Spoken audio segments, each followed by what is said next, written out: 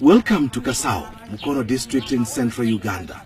Here, Mariam Nabatanzi is like any other woman if you walked past her. But get to her home and you may be forgiven for thinking this is the boarding section of a school. Nabatanzi is 39 years old and has mothered 44 children already. 38 are alive today. You heard right, 44 children, all delivered normally. Everything here is done massively with near military precision.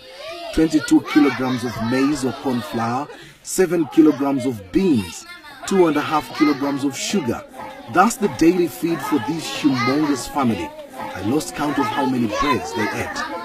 I'm in the middle of a huge operation, feeding operation. It's like a military operation.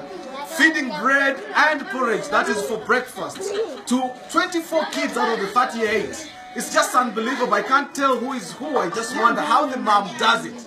They've just finished now, just been serving bread and porridge, and some guys were coming back for a second take. Their mom could recognize and say, you just come for a double, but some would actually get away with it. It's quite an interesting, extraordinary family, I should say. Question is, how did this all begin for Nabatanzi? First, she was married off too young, aged 13, and started having children immediately. In my heart, I wish to have 6 children. I gave birth 4 times, and on each occasion, I had twins. 8 children were more than what I had bargained for.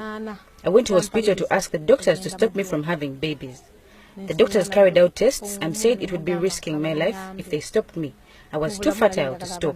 I went back home and conceived quintuplets. 5 children at once and then 2 times more. With 23 kids, I thought it was too much and I went back to hospital, but the doctors said they couldn't stop me without risking death. I was pretty healthy, having natural births. Gynecologists say it's possible to be this fertile, although not commonplace. But once you have these many children, my question then is, how hard is it to name these children? We both break into a bout of laughter. We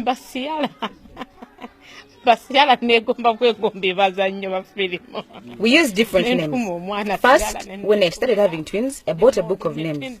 So I'd pick names from there. Then my husband is Catholic and I'm Muslim. So don't be surprised to see a Mohammed, then a Dennis. We'd pick from each side.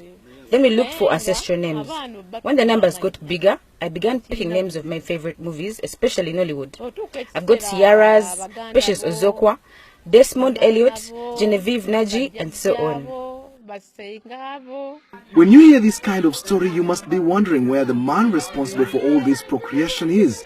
Well, when I posed this question, Mariam's lead face suddenly turned sad. I have had to put up with a lot. He's tortured me so much. He abused me, beat me up sometimes, and threatened to kill me once. He pays no school fees, nor does he even know what we survive on. Unashamedly, he comes and eats what he didn't leave home. He's not part of these children's lives. Where we are now, I bought with my own money and from doing little jobs here and there.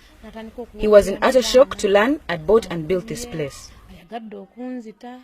Her biggest challenge is looking after these children with an absentee father, foremost of which is school fees and feeding the children. 14 of her children are in primary school, where she has to pay more than 5 million shillings in school dues per term. This is equivalent to around $1,500. Another 10 children are in secondary school. Some have been forced to drop out of school as the bill spirals out of control. Her dream is to educate all her children so that they may get a better life, not like what she's been through. To fund all this, she learned many skills including cake making, bricklaying, decorations, tailoring, cooking, and herbal medicine. She hates having to beg. There is no end to Mariam Nabatanzi's story. It's powerful, it's captivating. Yet somehow, I have to find a way to say goodbye. So what's her message? My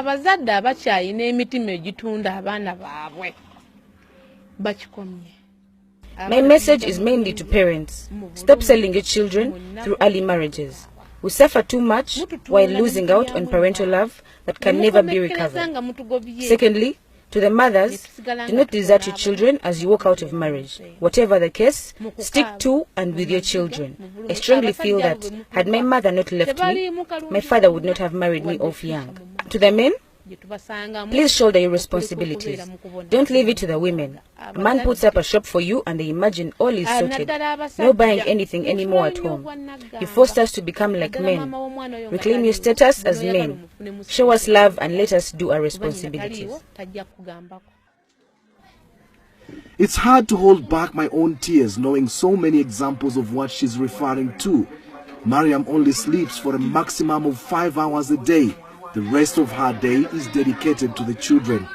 It would have been good to know what her neighbors make of her, but time wasn't on my side. But don't be surprised if she's declared the woman with the most number of children in the world from one man. Kasim Kaira, Azam News, Kasao, Uganda.